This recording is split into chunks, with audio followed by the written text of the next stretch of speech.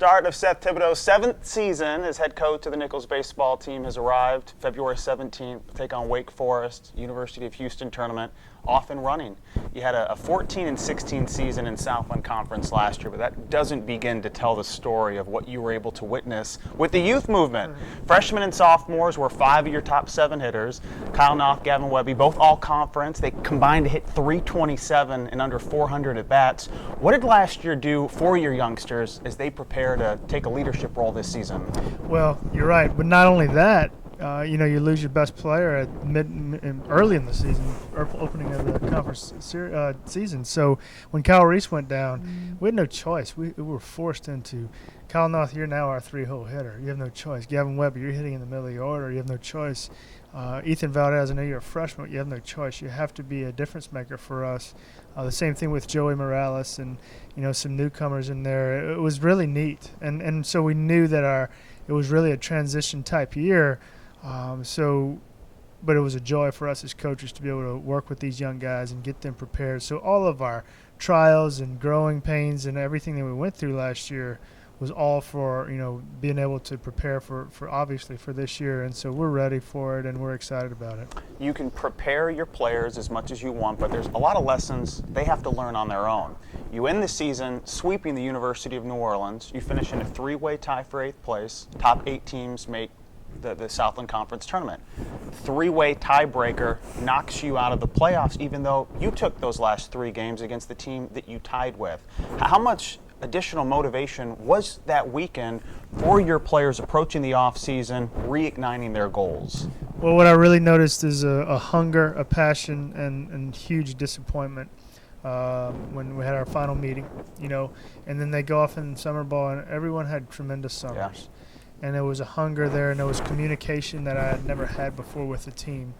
And then come back, and everyone's ready and hungry, and the conditioning tests were through the roof with the pass rate, and the fall was outstanding.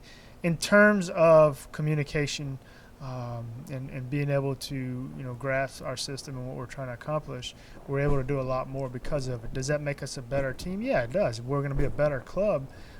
It doesn't necessarily equate to a championship or anything like that. We still have to earn these things. But, again, like everyone at this time of year, I like where our club's at. But we made some adjustments, and I noticed them. And I don't normally say that, but I recognize some great things that happened because of the maturity of our team. Cole Stapler will be your Friday night starter, and he finishes the season, last 6 starts, pitched at least 6 innings. 3 of those, he reached the 9th inning. 2 of those games, he pitched complete games.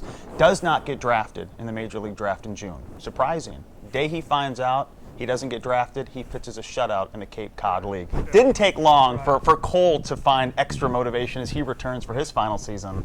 Well, obviously, when you just said it, you saw what it takes to get him going, and so I have to do a good job as a coach to make sure I put him in those situations and make sure I figure out how to tick him off a little bit and get him going. But you're right, it was a shock that he didn't get drafted.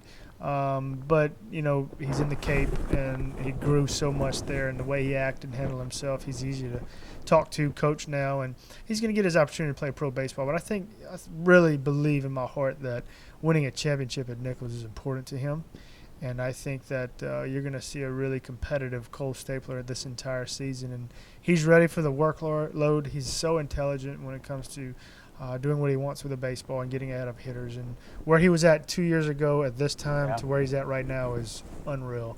And so it's no longer, trying to figure out those first 2 years in college, he was still transitioning out of high school, trying to figure it out. Well, last year the light switch came on. Okay, and so he's figured out how to be really good at this level, and now going into his senior year, he's striving for bigger and better things. So we're excited about him. You look at the last 3 years of this program. It took you about 4 years to really build Nicholls into being a constant competitor in the conference. 2014, you finished in 2nd place. 9-game winning streak in the middle of 2015, another 30-win season, back-to-back 30-win seasons. And a disappointing year is still basically a 500 record in conference play. What's the next step? Just understanding that with young players, they don't understand how to play every day, and not every error is not important, or they don't understand it yet, or the missed hit and run, or the missed the fastball that we took when we're trying to make sure we attack fastball, little things like that. Turning the double play when we're supposed to turn it. We had a huge drop in our double play success last year compared to the years before. So now understanding those little things, how to prepare before the game, how to prepare yourself for the weekend 3 days before, that you can only do that when you're a mature club. And so that's a huge step. And now that we understand how to play every day and not give away games in the 7th, 8th, and 9th inning, but being able to finish those games, that's the next step. But ultimately, me as a head coach and my assistant coaches, making sure that we check and clean our own kitchen first and make sure we're prepared to be the best teachers we can be for our players every single day. And in return, I expect our players to be great every single day, not just once or twice a week. But we can do that with a mature club. So we're excited about the challenges, but ultimately the head coach needs to be the best he can be from the beginning. And we want a challenge to win every game. And listen, college baseball is not like any other. Every game is a playoff game. So I want to be the best I can be and rub off on my players every single day. You cannot dismiss the first 2 months of the season, but what happened in the final month from really the series at Nebraska, 3rd week of April, final weekend of May, your double play combination at shortstop and second base increased dramatically with Joey Morales and Ethan Valdez. A lot of what you are talking about was witnessed in the final 4 weeks of the year. How do you get that carryover? I think that once in baseball, once it happens the first time, it's kind of a known, and you can progress as an individual. How does it carry over where Cole Stapler's still here? Now we have to solidify our staff. I like our pitching staff, but Stapler knows how to get a ground ball when he needs a ground ball. Mm-hmm. Does Caden Hatcher, who may be one of the more talented arms on our team, does he know how to get the ground ball when it's needed? Because in order to for these guys that are junior college transfers or freshmen or new to the staff, you have to understand that we can really play defense behind you. And so if you pitch to contact, I'm not worried about swings and misses. I'm worried about ground balls. The more ground balls we can get as a pitching staff, you're going to see our ERA be in the top 5 in the league. And if we have a chance to do that, we're going to turn double plays. When we turn double plays, we're getting off the field. It saves pitches. When we do that, we have a chance to win the league. Projecting incoming recruits, always difficult. High school, junior college, there's only so much you know, but Caden Hatcher can be special. Sure. He's from a baseball family. His uncle, pitched and played at Florida State. His father pitched and played at Florida State there. They've coached in Division I level at the University of Kentucky. They've been around. They've done it. His dad has. So he gets it. The body, the frame is right. The arm action is right. He's got a chance. But before we get there, he's got a chance to do that thing, just make some money playing this game. But he needs to learn how to be really good. I think Cade wants to be good at this game. And so he's so competitive, and I want him to understand, slow the game down, slow down. Okay, and be in the moment a little bit, not rush to the result. Once our team understands that as an entire club, but mostly new guys, quit worrying about the end result and worry about enjoying the process and winning that moment. When you win moments, you have a chance to win lots and lots of baseball games. We've spent this entire interview talking about the on-field product, but you continue to raise the bar with what you're doing surrounding your program, be it the trip to the Dominican Republic last year, the baseball camp that you're hosting again in late January, Mardi Gras Invitational, an annual event that will debut February 23rd, 24th, 25th. You'll have regionally televised games on the Thursday and Friday night, airing on Cox Sports. How much of your intention as leader of this program is tied to the full effect on the field and then enhancing the visibility off the field? I think it's the whole deal. I think you just have to have a plan for everything. I think that our job as head coaches at this level never end. And so we tell our players and recruit our players to be the best they can be. We've got to do it too. And I've never been one to stick my hand out and hope somebody just gives us something. I believe that we have to work for what we want. And so we've done that. Our players have done it. It's the mindset of the club. This has been a vision and a plan forever. And so hopefully, the stadium continues to grow, and it is, and it will. And there's going to be tons more done to it, and hopefully turf and as part of it in the very near future. But to get these guys to come back, it's a culture thing. We have a culture here in Thibodeaux.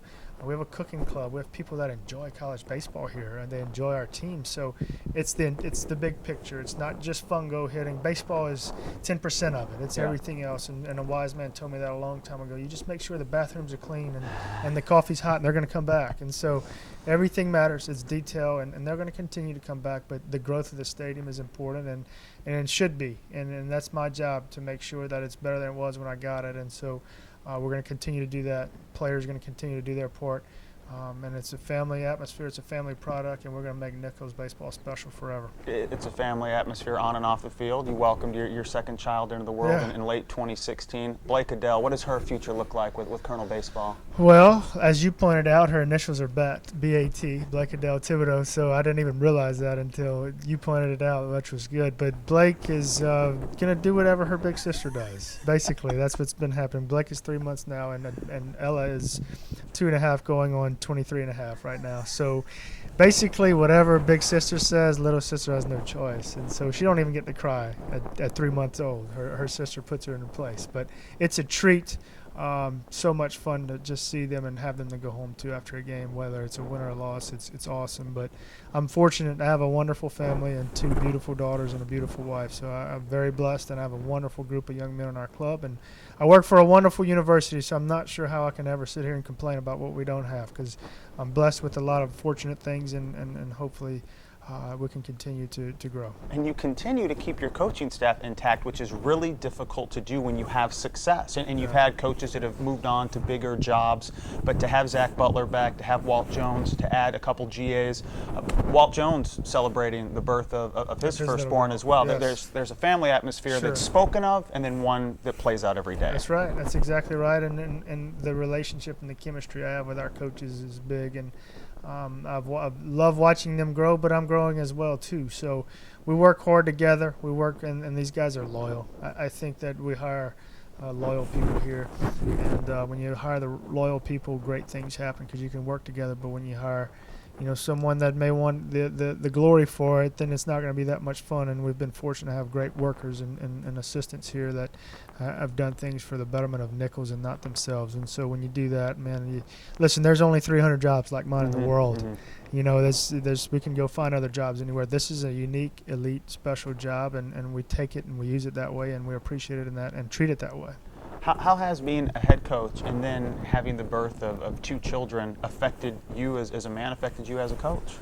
Time management is different.